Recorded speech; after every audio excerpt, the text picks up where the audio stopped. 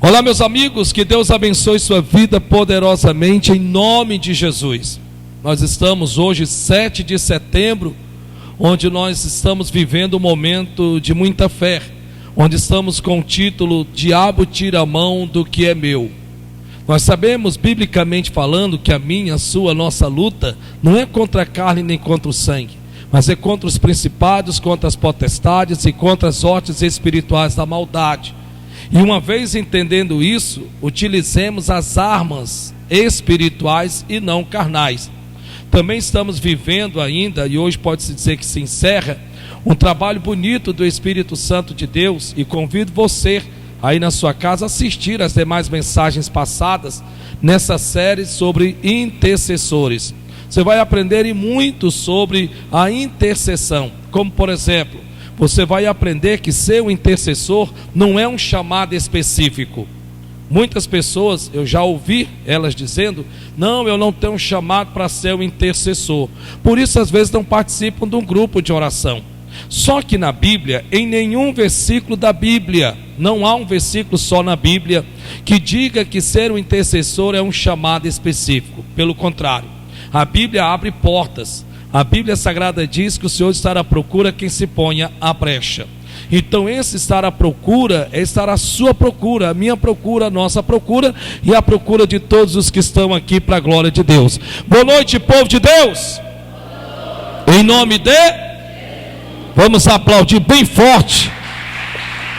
Dá um glória a Deus aí, irmãos. Olha para o irmão que está mais perto de você, diga para ele o seguinte: hoje vamos combatermos o bom combate da fé. Feche os teus olhos e diga: querido Deus, ilumina os olhos do meu entendimento, ensina-nos de forma simples e descomplicada, pelo teu Espírito Santo, em áreas específicas da minha vida. Senhor Jesus, abre meu entendimento, em o nome de Jesus. Faz a tua oração. Meu Deus, eu sei que há anjos apostos neste lugar, porque temos aprendido que não estamos só nesse pleito, nesta batalha, nesta luta, nesta guerra. Por isso, meu Deus, eu digo desde já aos anjos, obedecendo a voz da sua palavra, que estejam apostos com espadas desembainhadas para pleitear e lutar em nosso favor, em o nome de Jesus, a fim de que a palavra vá e produza o resultado para qual ela está sendo enviada, em nome de Jesus. E você que crê, diga amém e aplauda Jesus Cristo.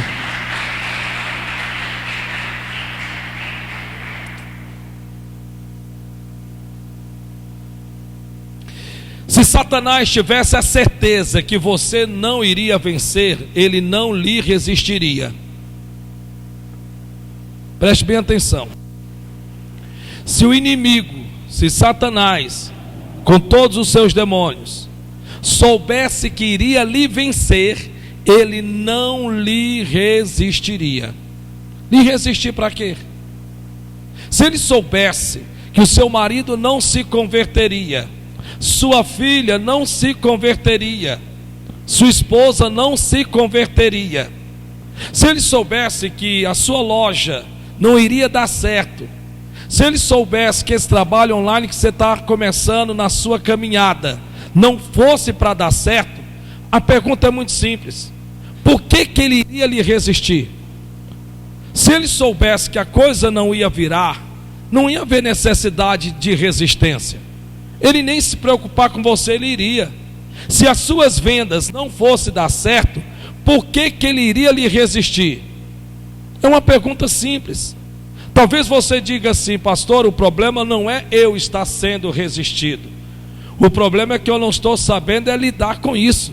Esse é o problema, porque eu não estou sendo resistido só por um mês, eu não estou sendo resistido só por uma semana, ou 15 dias, ou 20 dias. Eu estou sendo resistido há anos, pastor.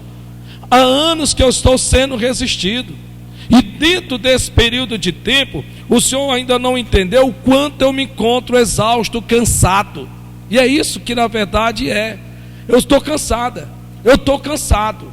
Eu tenho que dar a entender de forma bem clara que por mais fé que eu tenha, por mais que eu confie em Deus, por mais que eu acredite em Deus, pastor, ao ponto do que eu tenho sido resistido, pastor, para pensar. A coisa está para dar certo, de repente, não é que esteja errado, mas de repente a coisa empanca. E lá você vai eu ter que começar tudo de novo. Pastor, me perdoe, mas tem horas que eu fico pensando comigo, espera ainda, mas será que realmente Deus está olhando para mim? Será que Ele realmente se importa comigo? Você sabe o que é interessante? Que se nós olharmos um pouco para tudo que nós aprendemos, é importante que você entenda que Deus não tem transformado este lugar simplesmente em um lugar de pregação. Não, Deus não tem transformado este lugar em um lugar de pregação. Pregação motiva, pregação incentiva, é bom, glória a Deus por isso. Mas Ele tem transformado este lugar, e é assim que eu vejo pelo Espírito Santo, em uma sala de aula. E eu acredito que todos os que aqui estão, que um dia já passaram por uma sala de aula, aprenderam dentro de uma sala de aula, para quê?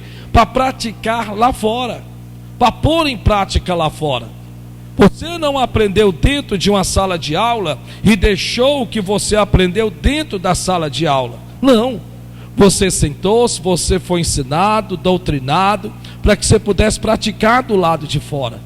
O que na verdade, o que nós precisamos entender é que nós não podemos sermos somente ouvintes.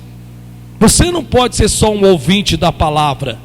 Não, a Bíblia diz, não sejais somente ouvintes, mas praticante da palavra, porque é a prática, você pôr em prática a palavra de Deus, que vai fazer com que você é ensinado, venha a ser executado, venha a acontecer na tua vida. A pergunta aqui é a seguinte, vamos lá, e me responda: se Satanás soubesse que não iria dar certo, por que pelo amor de Deus ele iria lhe resistir? A prova de que vai dar certo é que você está sendo resistido. Simples assim. Como por exemplo, vamos lá, temos aprendido aqui em Daniel capítulo 10, onde pela fé estamos vivendo hoje o grito da independência, onde a Bíblia diz, onde Cristo libertar verdadeiramente sereis livre. E temos aprendido sobre um homem que passou por uma situação que não é diferente dos nossos dias de hoje. Nós temos que olharmos para esses homens como Moisés, Josué, Elias e tantos mais, e conseguir humanizá-los. Preste atenção, porque esta noite Deus tem um recado para falar com você. Você não pode olhar para os personagens da Bíblia e espiritualizá-los, não. Não, eles foram seres humanos. Você tem que olhar para cada um deles como um ser humano. Você tem que humanizar a Daniel, você tem que humanizar a Moisés, você tem que também humanizar até a própria pessoa de Jesus Cristo. Ainda que sendo Deus, a Bíblia diz que ele tomou a forma humana. A Bíblia diz que ele aniquilou-se a si mesmo e tornou-se um ser humano como qualquer um de nós, e habitou entre nós. Então quando você olha para cá, para Daniel capítulo 10, você vai ver aqui o seguinte, olha o que a Bíblia diz: mas o príncipe do reino da Pérsia, quem é? É um demônio. Na verdade, esse príncipe do reino da Pérsia se trata das regiões celestiais, do que é espiritual. Nós aprendemos durante esse período sobre intercessores, que nós estamos entre dois mundos, e você precisa entender isso. Nós estamos entre o reino de Deus e o reino do diabo. Quer a pessoa aceite, quer não, é a mais pura verdade. Porque o reino de Deus não precisa com que pessoas creiam nele para que ele exista, porque ele já existe de forma independente. O reino do diabo do mesmo jeito. Ninguém precisa acreditar que ele existe para ele existir. Ele já existe. Essas duas coisas têm a sua existência, independente da minha fé ou da sua fé, do meu crer ou do seu crer. Nós é que somos beneficiados em acreditarmos na existência do reino de Deus e do reino do diabo. E nesse meio termo está o reino dos homens, dos quais nós fazemos parte. E nesse meio termo nós estamos em constante batalha. Batalhas de quê? Batalhas em que Satanás, o inimigo, o diabo, sabe muito bem em que uma vez que você faz parte da herança de Deus, e qual é a vontade de Deus para você, sabendo ele que não pode resistir a Deus, nos resistirá a você. Isso. E quando eu lhe digo resistir a mim, a você, a nós, em todos os âmbitos, nos causando problemas, nos causando dificuldades, barreiras que parecem ser intransponível. O que é interessante que você vai ver, como por exemplo Josué. A Bíblia diz que para Josué tomar posse da terra prometida, ele foi resistido. E essa resistência primeiro começou de forma interna. Quando você lê Josué capítulo 1, você vai ver um trabalhar de Deus do lado de dentro de Josué, porque ele está para assumir o chamado ministério de quem? De Moisés. Dá para você imaginar?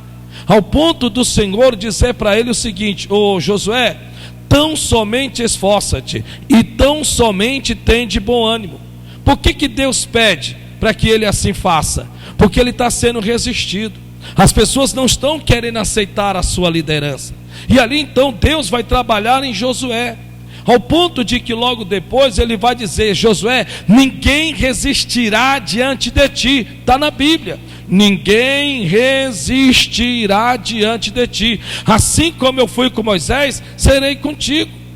De repente você hoje está em uma função lá no seu trabalho e você está sofrendo uma forte resistência. Resistência essa que você ainda não entendeu, que é uma prova real de que o seu trabalho vai dar certo.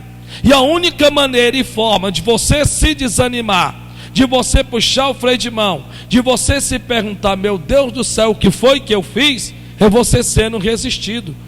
É você sendo resistido. Então a Bíblia Sagrada diz em que este homem chamado Daniel vai passar pelo mesmo processo que nós passamos nos dias de hoje. Só que nós estamos em vantagem. Qual é a vantagem que nós temos? E grande, hein? Porque hoje nós temos aqui, para a glória de Deus, um acontecimento, uma realidade. Em outras palavras, nós, diferente de Daniel, sabemos contra quem estamos lutando.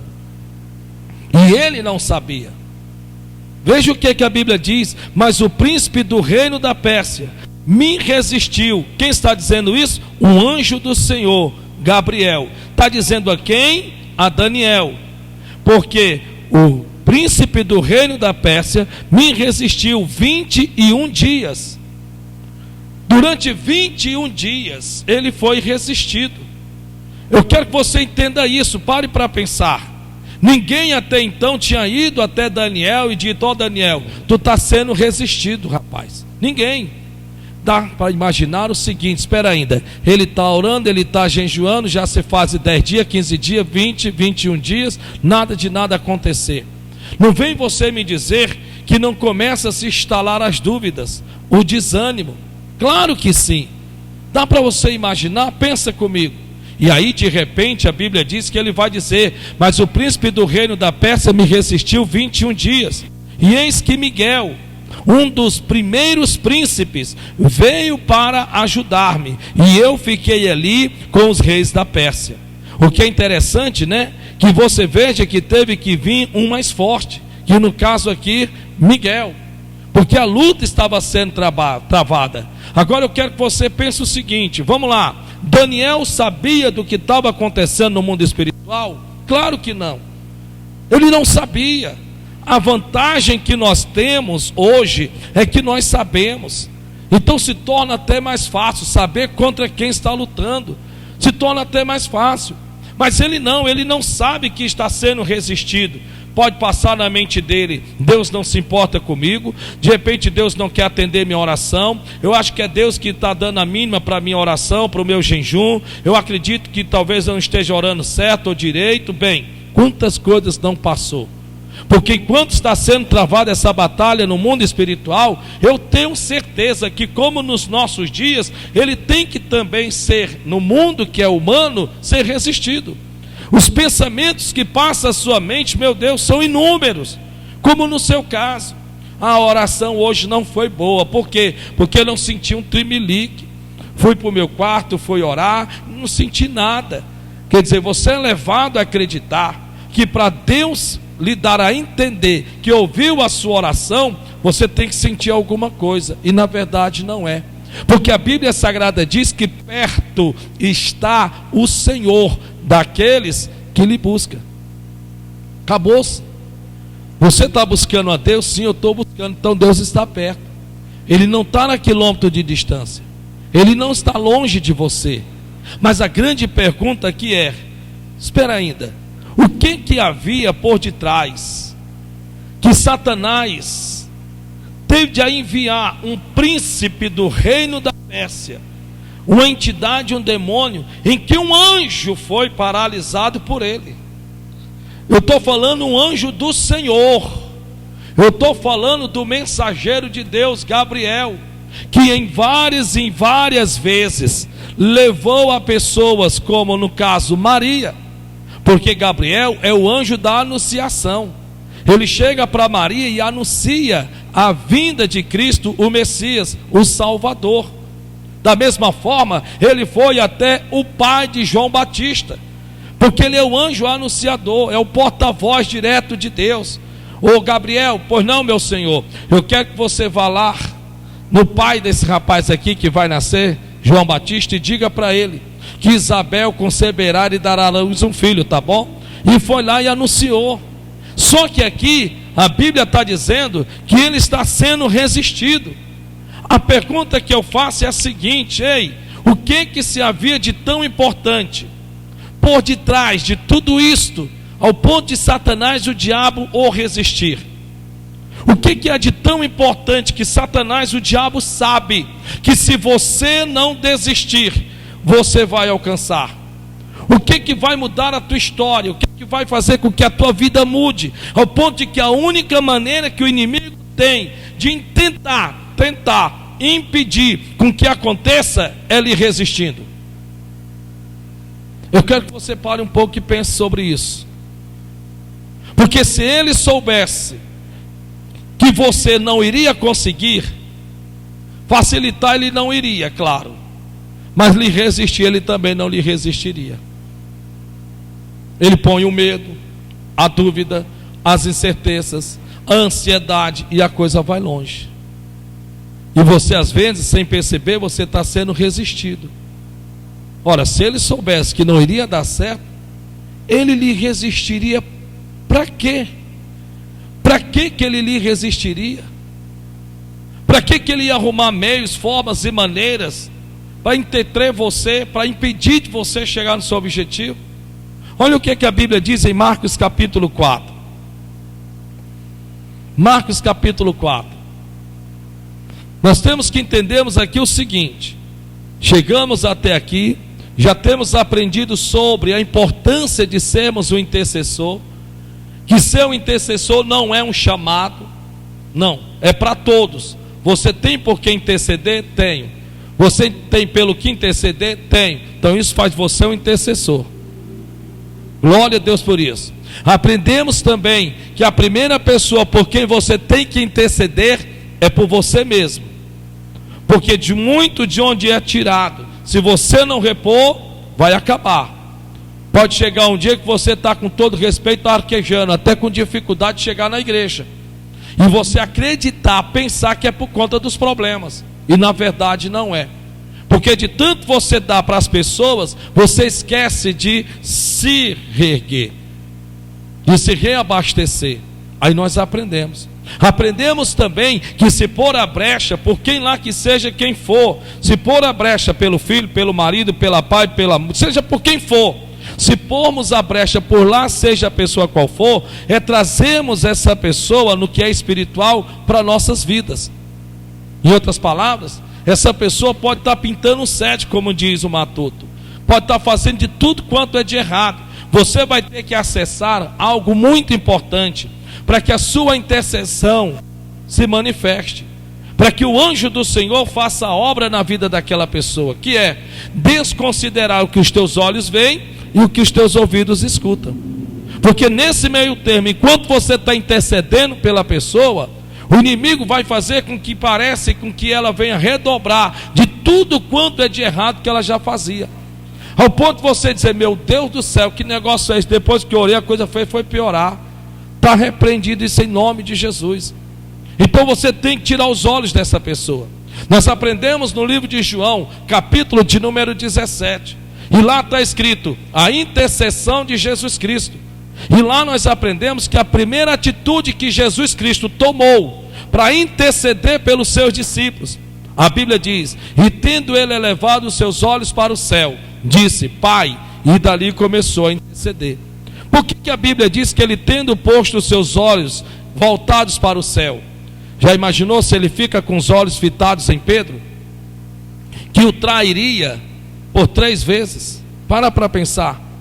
Que estímulo você vai ter, que alegria você vai sentir dentro de você, sabendo que a pessoa por quem você vai interceder vai lhe trair, vai virar as costas para você. Me diga, você não vai ter não. Ou do que falar de Judas Iscariotes, dá para você imaginar? Você está intercedendo por Judas e você fitado os olhos nele, sabendo que este vai lhe vender por 30 moedas de prata. Me diga, pelo amor de Deus, se você vai dizer, eita, eu estou intercedendo por um que vai me vender por 30 moedas de prata. Louvado seja o nome do Senhor. É simples, irmão. É uma matemática exata. O inimigo sempre vai, de uma forma ou de outra, fazer com que por quem você intercede, ou direto ou indiretamente, se levante contra você. Lembra que nós aprendemos? A Bíblia fala, nós aprendemos sobre o próprio profeta Ezequiel. Quando Deus disse, ei, profetiza sobre esse vale, sobre esses ossos secos, que estão sequíssimos. O que houve? Antes de acontecer a coisa, antes do milagre se manifestar, a Bíblia Sagrada diz que houve reboliço. Quando você começa a interceder por áreas da sua vida, há reboliço, é inevitável. É inevitável.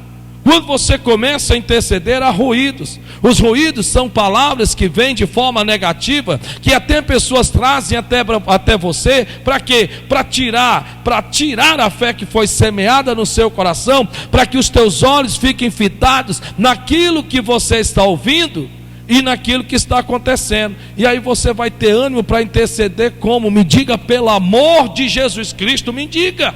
Não tem como, irmão. Por isso que a Bíblia Sagrada diz que o remédio para isso é andarmos por fé e não por vista. Andarmos por fé e não por vista. E nós aprendemos dentro da intercessão em que as nossas palavras podem simplesmente impedir com que as nossas orações sejam alcançadas. Nós aprendemos que as nossas palavras têm que serem temperadas com sal. Nós aprendemos a pedirmos a Deus para pôr um anjo em nossa boca, a fim de que as nossas palavras não sejam de duplo sentido, com a boca abençoa e com a mesma amaldiçoa. Nós aprendemos também, em meio a tudo isto, que não estamos só nesse campo de batalha. Aprendemos claramente que existem coisas que vão acontecer que te levam a orar. E tem coisas que só vão acontecer se você orar. Como por exemplo, aprendemos sobre Tiago, onde Herodes pôs a mão em Tiago, colocou-o na prisão, e a Bíblia diz que o matou à espada. E nós aprendemos que onde é que está Jesus que não fez nada?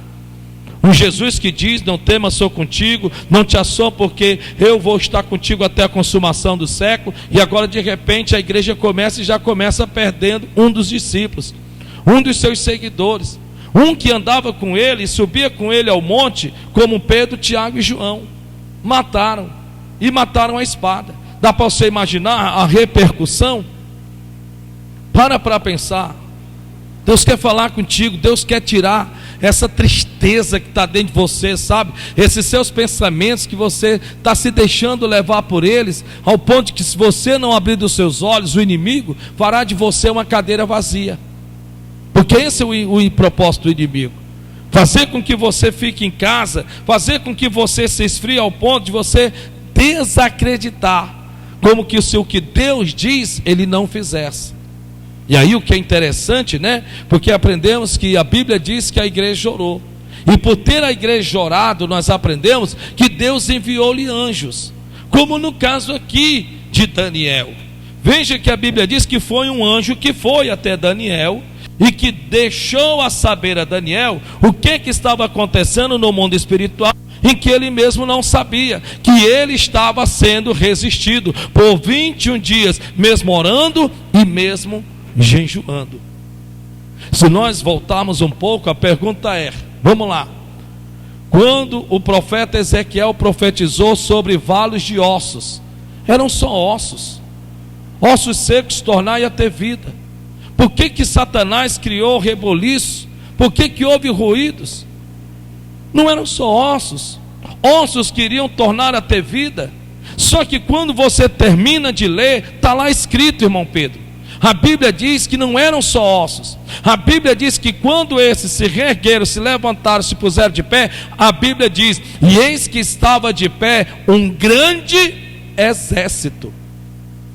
Então Satanás sabia que ali não se tratava de pessoas comuns, mas sim de um grande exército.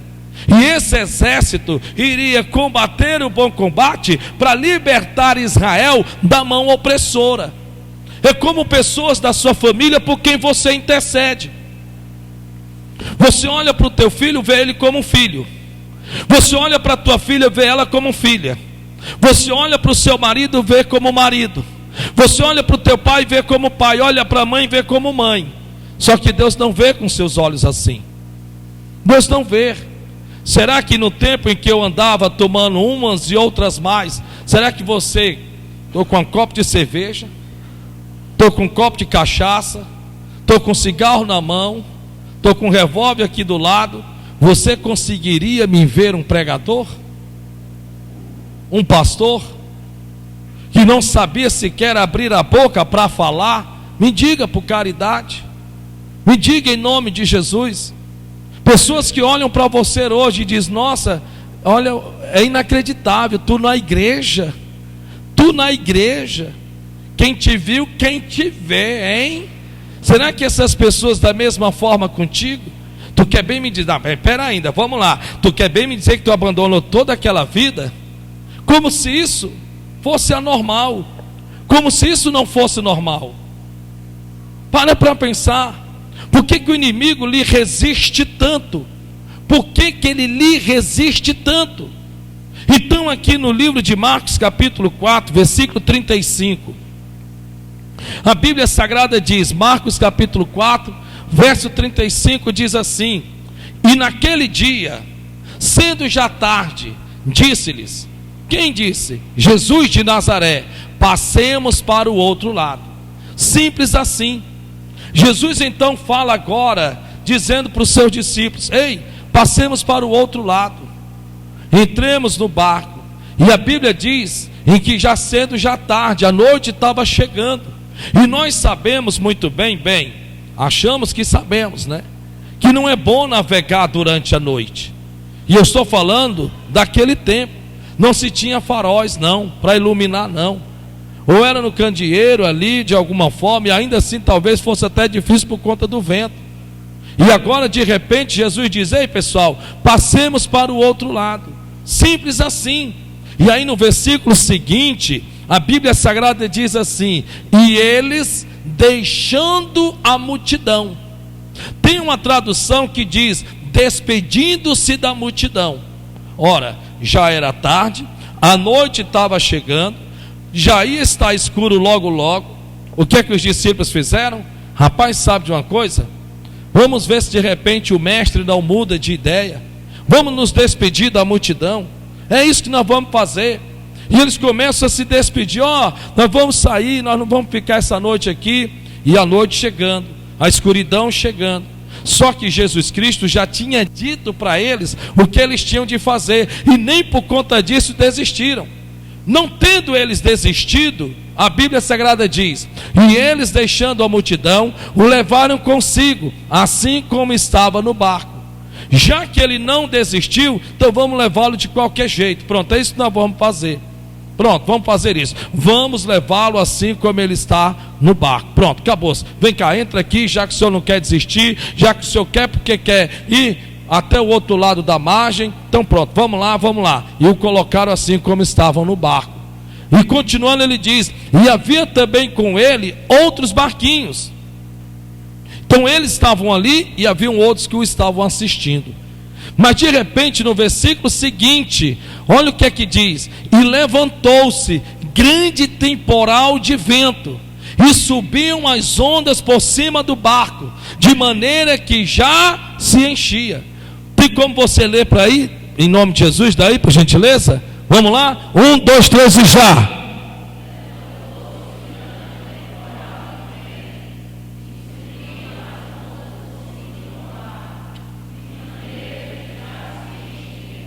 Mais uma vez, mais forte.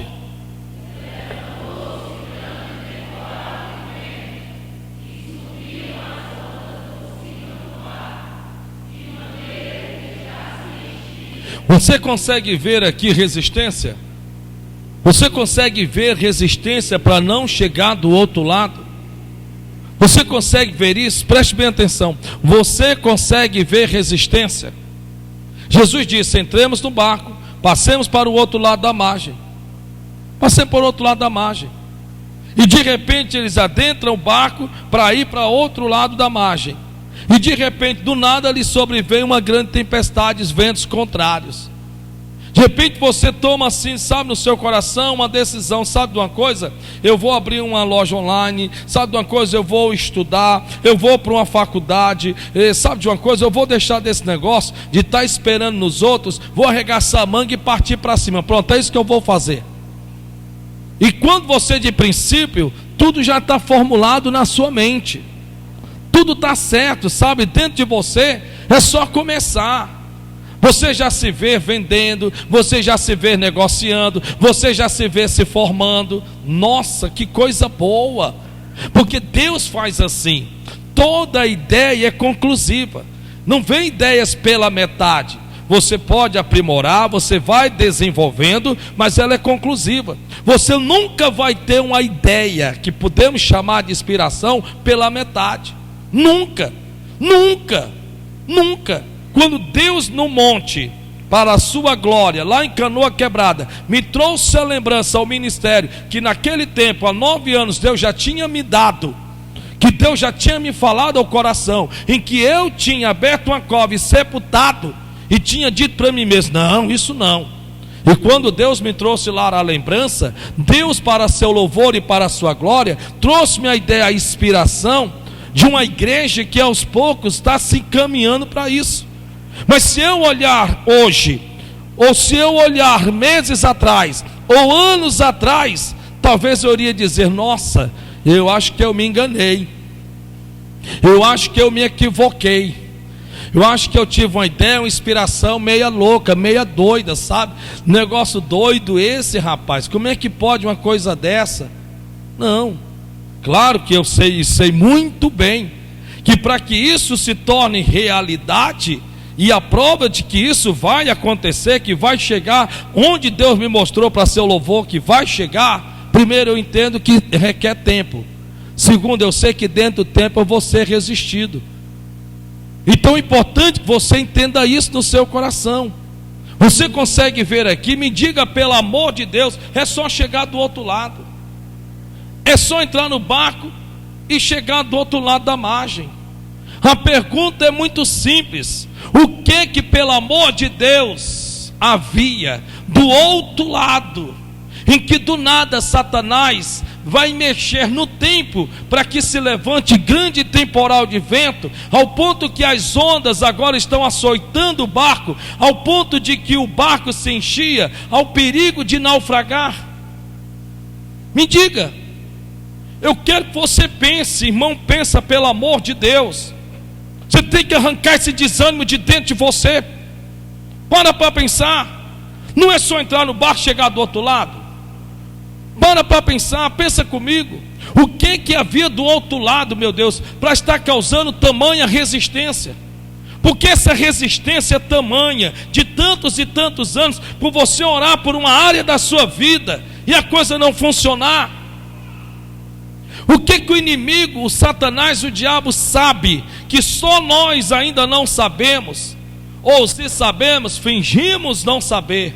Ou se cremos, oscilamos em crer no que a palavra de Deus nos prometeu e nos garantiu, que se nós perseverarmos e permanecermos firmes na fé até o fim, obteremos o resultado pelo qual nós lutamos.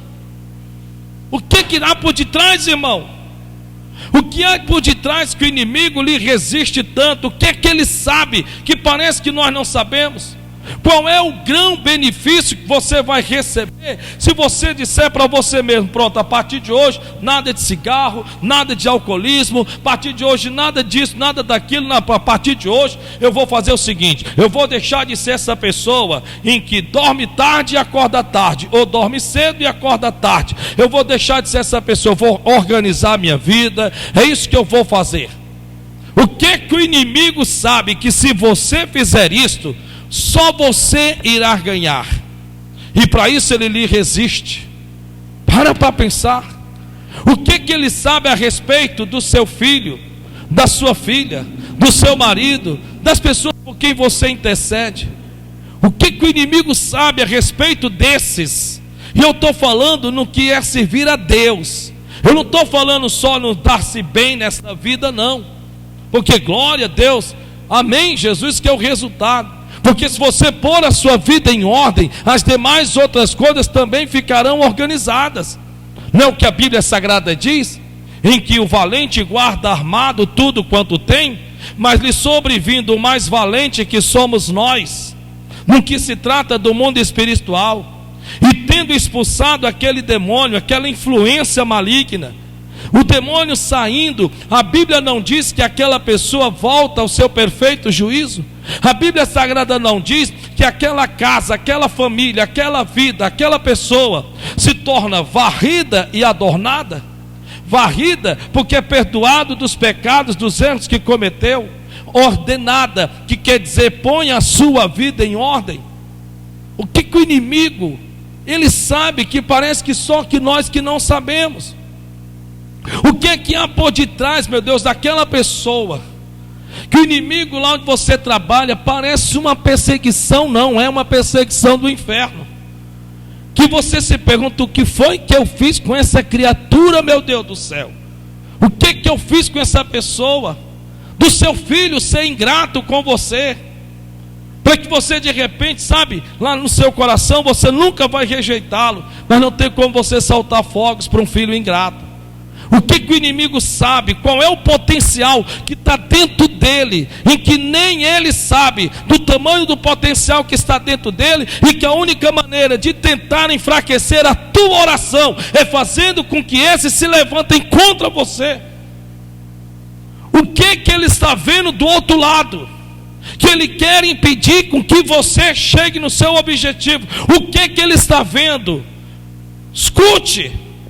O que ele estava vendo? Em que ele sabia, em que se Gabriel chegasse até Daniel e lhe enviasse a resposta das suas intercessões, o que iria mudar para Israel e na vida de Daniel? Ele não pode saber. Ele não pode, então vamos resistir. Ele não sabe que no mundo espiritual ele está sendo resistido. Hoje nós sabemos. Hoje você sabe. Na sua vida sentimental, por que você é tão resistido nessa área? Por que nesta vida, nesse mundo sentimental, na sua vida, a coisa empanca, a coisa não funciona, a coisa não anda? O namoro está para dar certo, depois de repente desanda, a coisa fica de cabeça para baixo, sempre te leva a ter as mesmas atitudes e comportamentos que são muitas vezes levados a você ao mesmo resultado indesejado que você já obtinha. Que resistência é essa? O que o inimigo sabe, irmão? Eu quero que você saia daqui pensando seriamente. Por que o inimigo tem tanto medo que você prospere? Por que ele não quer que você prospere? Por que pessoas que precisam prosperar, a maioria, me perdoe, são contra ensinamentos que os ensina a prosperar? O que o inimigo vê? Como é que ele vê aquela pessoa? Por que o inimigo resiste tanto para que não prospere? Por que o inimigo quer mantê-lo, sabe, naquela situação? Por que Satanás faz de tudo para impedir com que você se converta? Sendo o primeiro da sua família, sendo o primeiro da sua casa. Por que ele faz de tudo, sabe? Até põe em rodas de amigo, influência, faz você se sentir envergonhado, como no meu caso. O meu maior problema de me converter é como é que eu ia dizer para os meus amigos da balada. Nossa, eu tinha um hábito, eu tinha um costume, e Deus sabe que é verdade. Nos dias de sábado, festas, comemorações, toma lá da cá. Meu Deus, e Deus sabe que é verdade. Em alguns momentos em Fortaleza, eu mostro até para Tiziano, ó, eu vivia nesse bar aqui com os amigos, ó. E eu vou mostrando a ela por onde foi a minha trajetória, para ela saber como é que eu cheguei até aqui, por onde eu passei. Por onde eu passei. O que o inimigo, olhando para mim naquele tempo, por que ele se preocupava tanto, sabe? Sempre me manter influenciado com pessoas. Ele se preocupava tanto. Não, nós temos que manter influenciado, nós não podemos, não, pera ainda. O que ele está vendo, o que é que ele sabe? Que você se convertendo, você se libertando de verdade, o que ele está vendo? Porque a Bíblia diz que agora está havendo uma grande temporal de vento, que subiam as ondas por cima do barco, de maneira que já se enchiam. O que eles estão sabendo? Olha o que diz o capítulo de número 5. Capítulo 5, versículo de número 1. Diz assim: e chegaram ao outro lado do mar, a província dos Gadarenos. Então aqui nós já sabemos que, graças a Deus, eles conseguiram chegar lá. Conseguiram chegar. Isso é uma prova de que, se nós não cedermos à resistência, mas permanecermos firmes, nós vamos alcançarmos os nossos objetivos. Eu vou dizer mais uma vez, que você acha que você não está aqui não. Isso é uma prova. Veio tempestade, veio ventos contrários e tudo mais. Mas a prova é de que, se nós permanecermos firmes e não dermos liberdade, e não desistirmos, mas resistirmos como a Bíblia nos manda fazer, nós chegamos do outro lado. Não, esse glória a Deus aí, meu irmão, pelo amor de Jesus, está amarrado. Está amarrado. Para pensar, pensa comigo em nome de Jesus. Vamos lá. Por que você está tão cansado? Do que você está tão cansado? Sabe por que você está tão cansado?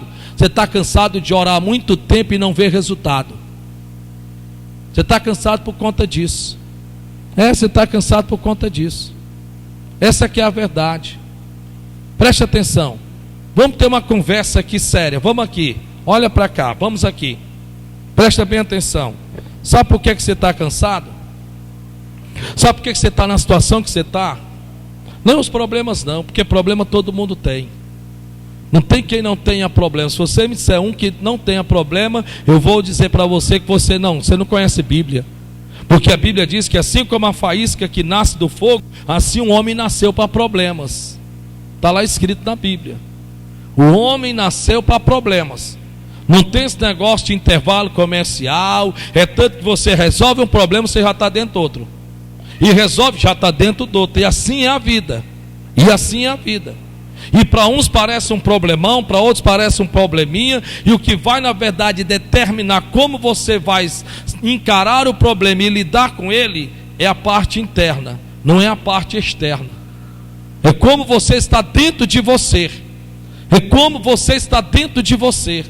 É como você está dentro de você. Isso é mais importante do que qualquer problema, situação, dificuldade ou resistência que você esteja atravessando. Isso aí é o mais importante. Você recebe o resultado do médico, o exame do médico, como você vai estar por dentro, vai lhe dar a forma de você reagir àquilo. Reagir àquilo. Então sabe por que você está cansado? Por conta disso. Porque você está lutando há muito tempo por algo e você não vê sequer uma luz no fundo do túnel. Você não vê melhora. Você não tem expectativa de que a coisa melhore. Por isso você está do jeito que você está. Por isso que você está na flor da pele, como você está. Você olha e diz: meu Deus, a coisa não piora, mas também não melhora. a coisa fica estagnada, a coisa fica parada. E quando você pensa que vai funcionar, a coisa não funciona. E você, com todo respeito, me perdoa, mas o meu amigo está conversando com você, você está cansado. Mas deixa eu te dar uma boa notícia. Sabe por que você está cansado? Olha para o irmão que está do seu lado e diga isso para ele. Sabe por que você está cansado? Não, pode falar para ele. Fala aí no nome de Jesus. Sabe por que você está cansado? Porque você é humano. Você está cansado porque você é humano. E você parece que ainda não entendeu e nem aprendeu a lidar com essa parte humana dentro de você, com esse ser humano que é você. Você quer alguns exemplos? Olhe para cá, preste atenção em nome de Jesus. A própria resistência em si é para te causar cansaço. A própria resistência em si é para te causar cansaço. O que é interessante, né? Porque houve momentos em outras tempestades que a Bíblia Sagrada diz que eles faziam de tudo para tirar a água de dentro do barco, mas não conseguiam. Você acha que isso não cansa? Você está com balde? É porque nós espiritualizamos tanto a Bíblia que nós esquecemos do humano. Sabe como é que é? Imagine você ter que segurar o leme do barco.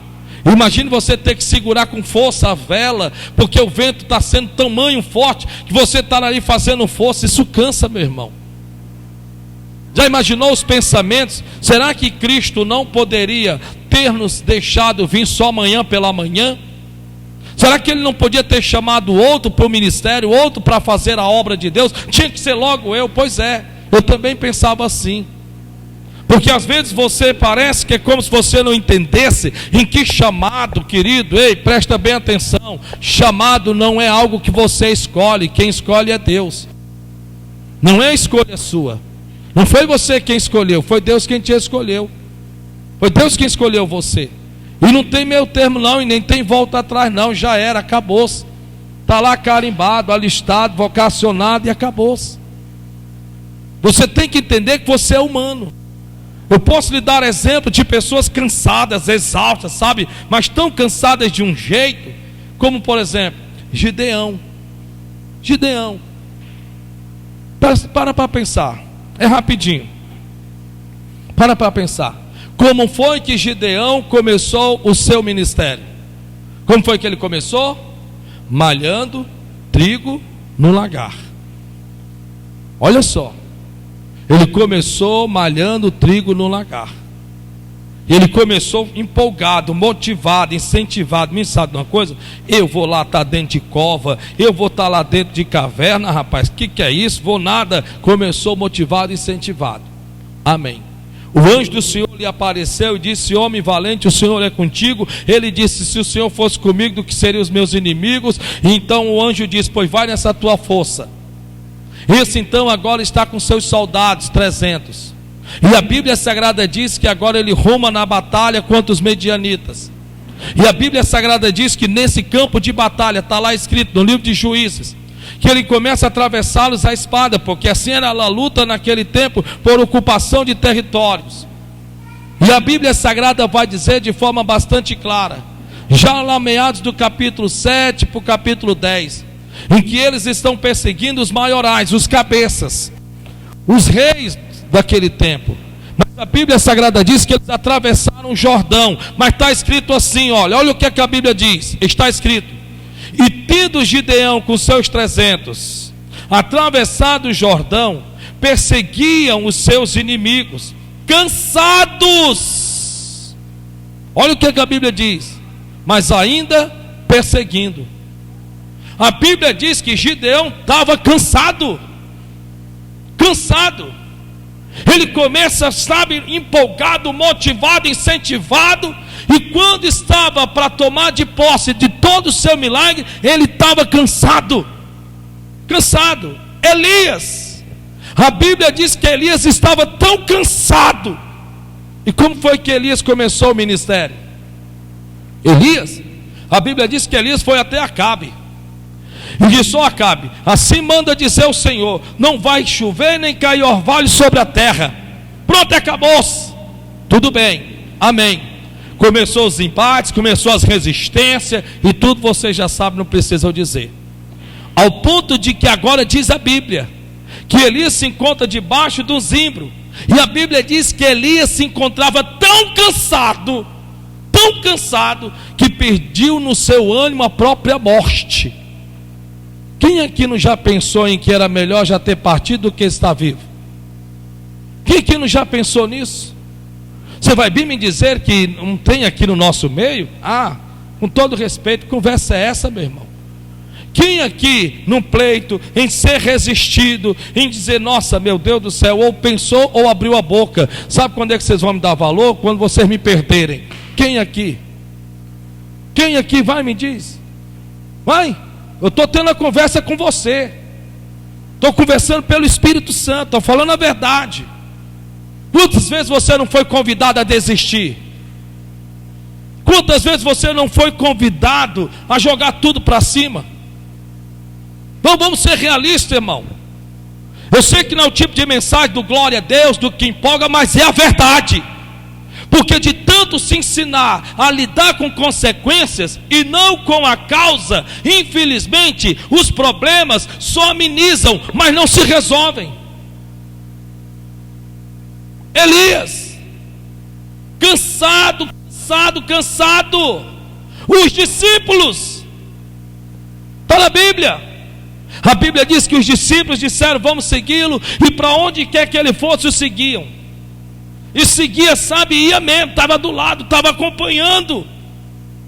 Curava enfermos, expulsava demônio. A Bíblia diz que houve um momento que eles chegaram tão empolgados, porque assim a nossa caminhada no começo. Começamos empolgados, sabe, nossa, não vejo a hora de ir para a igreja, não vejo a hora de ler Bíblia, não vejo a hora de jejuar. Nossa, nós começamos assim, irmão. Eu estou falando para muitos crentes aqui, e que não tem como você dizer, quero voltar ao início de tudo, e ver meus caminhos, Senhor. Quero voltar ao primeiro amor. Não vai voltar nunca. Não volta. Se você olhar para mim e me dizer que volta, eu digo que é mentira. Por que você nunca vai voltar ao primeiro amor? Sabe por quê, irmão Michael? Porque não tem como você, que já conhece a Deus e sabe quem é Deus, simplesmente deletar isso. Não tem como. Esse primeiro amor dentro de você é o que te mantém de pé até hoje. Porque se você não tivesse tido esse primeiro amor, em que você orava mais, jejuava mais, onde você firmou o seu alicerce de verdade, se você não tivesse passado por ele, já era. Por que muitos aceitam Jesus hoje? Aceita, chora, se banha em lágrima e desaparece da igreja, e some, evapora, vai embora, desaparece. Por quê? Porque já querem a casa completa feita, não querem cavar o buraco para fazer o alicerce para depois subir os muros. Não adianta você querer vir com esse negócio, é bom cantar, é bom louvar, é bom adorar. Ou então faz o seguinte, você quer fazer a prova dos 9? Quer fazer? Coloca no teu coração, vou voltar a orar como eu orava antes. Primeiro dia, segundo dia, terceiro, quarto, vamos dizer uma semana. Com menos de uma semana ou com menos de um mês, você vai ver que voltou tudo de novo. Cansaço. É cansaço.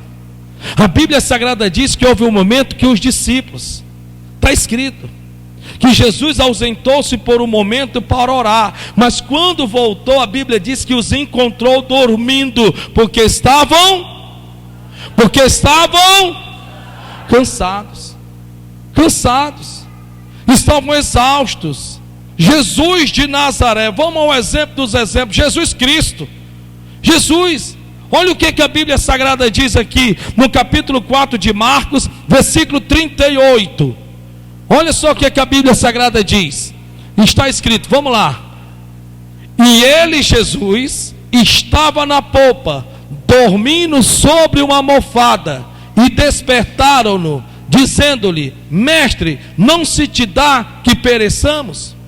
Como uma pessoa pode, ainda como humano, dormir em meio a uma tempestade? Se uma goteira lhe incomoda, imagine você agora ao relento, sendo banhado por ondas, por ventos e por uma grande tempestade. Só se você estiver muito cansado. Muito cansado. Muito cansado. Eu estou lhe sendo sincero de coração. Você não pode esquecer nunca. Põe isso no teu coração. O nome diabo é uma profissão. O nome diabo, guarda isso, eu já tenho falado várias vezes, é uma profissão. Que é dia, que quer dizer uma das partes do nome, diabo, dia, abo. Então é bolos, que quer dizer dia, brecha, fenda. Que ele procura uma brecha, ele procura uma fenda para entrar. Balos, dá a entender uma bola que bate insistentemente, até com que perfure o chão. Assim é o diabo, ele fica batendo numa tecla, numa tecla, numa tecla, numa tecla, numa tecla, numa tecla, até que você de repente está tão cansado, tão exausto, que você nem para pensar e joga tudo para cima, e esquece de por quanto tudo que você trabalhou. Você quer um exemplo disso? O que está na Bíblia? Coloca aí, meu filho. Coloca aí em João, 1 de João. Deixa eu ver se é 1 de João. Foi o Espírito Santo que me trouxe a lembrança. Deixa eu ver aqui. Espero eu no Senhor que 2 de João. Depois nós voltamos para Marcos. Você está ouvindo? Amém? Vamos aqui. Isso aqui foi o Espírito Santo que me trouxe a lembrança. 2 de João, capítulo de número 1, versículo de número 8. Guarda esse versículo no teu coração. Olhe para o irmão que está do seu lado e diga: ei, escreve isso no teu coração agora. Não fala para ele ou para ela: ei, escreve esse versículo no teu coração. Olha só, você crê na Bíblia? Você crê na palavra de Deus? Você crê? Pois então o Senhor manda te avisar o cuidado que você tem que ter, porque o diabo anda ao vosso teu redor, bramando como um leão, buscando lhe tragar. Guarde esse versículo. Olha o que a Bíblia diz. 2 de João, capítulo 1, versículo 8. Dá para você ler aí, por favor? 1, 2, 3 e já.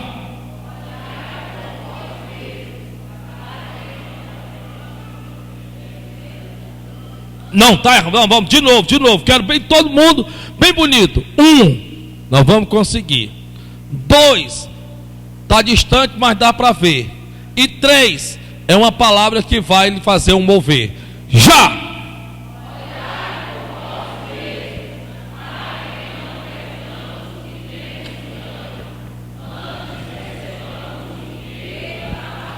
Antes recebamos o quê? Então nós temos que olharmos por quem? Nós temos que olharmos por quem? Para que não percamos o quê? Sabe o que ele está querendo dizer isso aqui para mim e para você? Ele está dizendo o seguinte: olhai por vós mesmos, para que não percamos o que temos ganho. O que ele está dizendo é o seguinte: ei, você que está pensando em desistir, você não vai só desistir, você vai jogar fora todo o tempo que você tem investido para chegar até aqui. Você que está pensando em desistir, porque se existe um inteiro galardão, existe meio galardão ou galardão nenhum. A palavra galardão é recompensa. Recompensa. Dá para você imaginar? Para pensar. Vamos aqui. Está difícil? Está difícil. Está fácil? Não está. Não está. Mas pare para pensar. Vamos lá. A pergunta é muito simples, você vai entender mais fácil ainda. Quantos dias Daniel jejuou e orou? Quantos dias Daniel orou e jejuou? Está fraco. Quantos dias Daniel orou e jejuou? 21 dias, amém. Mas se ele desiste no 21º dia, para Deus teria valido a pena ele ter jejuado e orado 21 dias? E aí? Não. Mesmo que ele tivesse dito, mas eu, Senhor, orei e jejuei 21 dias, não teria adiantado nada. Seriam só dias em que ele passou de fome e de sede, e que tinha orado, mas por ter desistido, com certeza o anjo Miguel não teria ido em socorro de Gabriel para poder chegar até Daniel e dar a resposta pelo qual ele estava sendo resistido, esperando receber. É isso que você tem que entender. Eu tenho tantos anos de crente, então olha para cá, vou fazer 30 anos que eu pastoreio, e eu já passei por coisa, mas está repreendido, de repente eu digo, acabou, já chega, e vou arrumar um emprego comum, um emprego normal, pronto, e acabou. Ok, glória a Deus, amém, tudo bem. Aí eu te faço uma pergunta: para Deus vai ter adiantado eu ter servido pastoreando por tantos anos? Não, mas não vai mesmo, não vai. Hoje eu recebi, não sei se vai dar para ouvir, presta atenção, de um pastor da Igreja da Graça. Recebi, que na maioria muitos entram em contato, às vezes conselho, e hoje que ele me enviou pela manhã, para a glória de Deus, era 9h57 da manhã. Bom dia, meu querido pastor, hoje Deus me fez lembrar dos seus conselhos e foi muito forte, não podia deixar de compartilhar com o Senhor. E aí ele disse aqui, não sei se vai dar certo, olha só. Então, meu pastor querido, o senhor uma vez falou assim para mim: olha, esse tempo todo que eu tenho de ministério, com tanta coisa linda que Deus me ensinou, e pouco que eu posso compartilhar, porque de mim não posso nada, somente Deus. Essas foram suas palavras. Todo desafio que você receber, não ache jamais que você não é capaz de vencê-los, porque tudo que chega nas nossas mãos é porque temos o dom de Deus para fazer com que as coisas dê certo. E aí então ele continua aqui dando graças a Deus, em que através desses conselhos tem ele permanecido firme e fiel, fazendo a obra até os dias de hoje. Eu estou lhe mostrando isso, não é por conta dele ter mandado não, que não tem nada a ver. A minha visão vai mais além disso, mas muito mais além. A pergunta que eu faço, irmã Lourdes: adiantaria a ele hoje ter sido lembrado dos conselhos que eu lhe dei, se ele mandando esta mensagem hoje para mim, eu já tivesse jogado a toalha no chão, e ao invés de permanecer firme e fiel, servindo ao Senhor no chamado que Ele me comissionou, adiantaria o conselho que eu dei para ele? Eu vou mais além do que isso. A minha alegria, para a glória de Deus, não é saber que até hoje eles se lembram dos ensinamentos e dos conselhos que a muitos eu dei, mas é eles de lá para cá, para a glória de Deus, louvado seja Deus, me encontrarem ainda fazendo a mesma coisa que quando eu dei aqueles conselhos para eles, eu fazia. É isso. Porque olhai por vós mesmos, para que não percamos o que temos ganho, antes recebamos o inteiro galardão. Para os que não desistem, para os que não recuam, para os que não retrocedem, para os que avançam, existe um inteiro galardão. Sacode esse irmão que está do teu lado e diga: nem pensar em desistir. Diga: nós já fomos muito longe, Já passamos muitos embates. Nem pensar em desistir. Deus não te autoriza a desistir. Sacode o irmão que está do lado e diz: Deus não te autoriza a desistir. Se levanta, põe-se de pé, procura duas pessoas. Você pode se levantar, sai do teu lugar, procura duas pessoas e fala para ela ou para ele: Deus não te autoriza a desistir. Sai do lugar.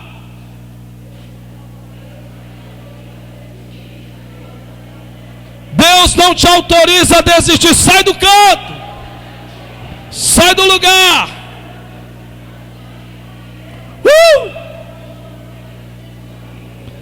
Deus não te autoriza a desistir. Desistir não é uma opção. Pastor, está difícil conciliar a faculdade e o trabalho. Vai dar certo. Vai dar certo. Chega de entrar numa faculdade, desistir e entrar em outra. Entrar numa e sai noutra. Acabou, já chega. Porque se você não parar, o tempo passa. E a única coisa que você vai ter desperdiçado é o tempo que Deus tem te dado para que você chegue do outro lado. Aleluia. Amém.